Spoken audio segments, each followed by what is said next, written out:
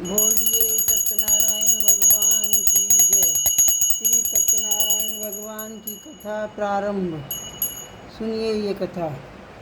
एक समय नवमी परायण तीर्थ में सौनकादिक 88,000 ऋषियों ने सूत जी से पूछा, हे प्रभु, इस कलयुग में वेद विद्या रहित मनुष्यों को प्रभु भक्ति किस प्रकार कर मिलेगी तथा उनका उद्धार कैसे होगा। हे मुनि श्रेष्ठ, कोई ऐसा तप कहिए जिसमें थोड़े समय में पुण्य प्राप्त होवे तथा मनवांछित फल मिले। वह कथा सुनने की हमारी इच्छा है। सर्वशास्त्र ज्ञाता सूत जी बोले, हे वैष्णवों में पूज्य, आप सब ने प्राणियों के हित की बात पूछी है। अब मैं उस श्रेष्ठ व्रत को आप लोगों से कहूँगा जिस व्रत को नारद जी ने लक्ष्मी नारायण जी से पूछा था और श्री लक्ष्मीपति ने मुनि श्रेष्ठ नारद जी से कहा था। सो ध्यान से सुनो। प्रथम अध्याय। एक समय योगी राज नारद जी दूसरों के हित की इच्छा से अनेक लोकों में घूमते हुए मृत्यु लोक में आ पहुँचे। यहाँ अनेक योनियों में जन्मे हुए प्राय सभी मनुष्यों को अपने कर्म द्वारा अनेक दुखों से पीड़ित देखकर सोचा कि इस यत्न के करने से निश्चय ही मानवों के दुखों का नाश हो पाएगा।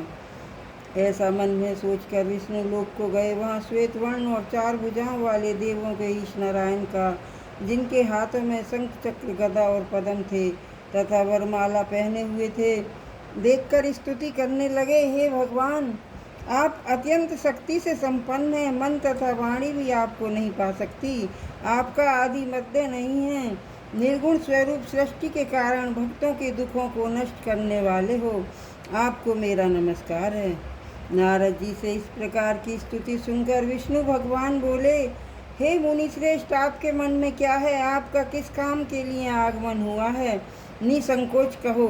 तब नारद मुनि बोले, मृत्युलोक में सब मनुष्यों को अनेक योनियों में पैदा हुए अपने अपने कर्मों के द्वारा अनेक प्रकार के दुखों से दुखी हो रहे हैं।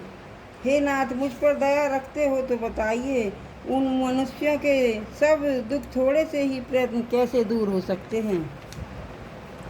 श्री भगवान जी बोले, हे नारद, मनुष्यों की भलाई के लिए तुमने बहुत अच्छी बात पूछी है। जिस काम के करने से मनुष्य मोह से छूट जाता है वह मैं कहता हूँ, सुनो। बहुत पुण्य देने वाला स्वर्ग तथा मृत्यु लोक दोनों में दुर्लभ एक उत्तम व्रत है। आज मैं प्रेम बस होकर तुमसे कहता हूँ। श्री सत्यनारायण भगवान का ये व्रत अच्छी तरह विधान पूर्वक करके मनुष्य तुरंत यहाँ सुख भोग कर मरने पर मोक्ष को प्राप्त होता है। श्री भगवान के वचन सुनकर नारद मुनि बोले कि उस व्रत का फल क्या है, क्या विधान है, किसने ये व्रत किया था और किस दिन ये व्रत करना चाहिए, विस्तार से कहो। भगवान बोले, दुख शोक आदि को दूर करने वाला, धन धान्य को बढ़ाने वाला, सौभाग्य तथा संतान को देने वाला, यह व्रत सब स्थानों पर विजय करने वाला है। भक्ति और श्रद्धा के साथ किसी भी दिन मनुष्य की सत्यनारायण की शाम के समय ब्राह्मण और बंधुओं के साथ धर्मपरायण होकर पूजा करें। भक्ति भाव से निवेद केले का फल, घी, दूध और गेहूं का चूर्ण सवाया लें। गेहूं के अभाव में साठी का चूर्ण, शक्कर तथा गुड़ लें और सब भक्षण योग्य पदार्थ जमा करके भगवान को अर्पण करें। बंधु बांधवों सहित ब्राह्मणों को भोजन कराएं, पश्चात स्वयं भोजन करें। नित्य गीत आदि का आचरण कर श्री सत्यनारायण भगवान का स्मरण करता हुआ समय व्यतीत करें। इस तरह व्रत करने पर मनुष्यों की इच्छा निश्चय पूरी होती है। विशेषकर कली काल में मृत्यु लोक पर यही मोक्ष का सरल उपाय है। इति श्री सत्यनारायण व्रत कथा का प्रथम अध्याय संपूर्ण।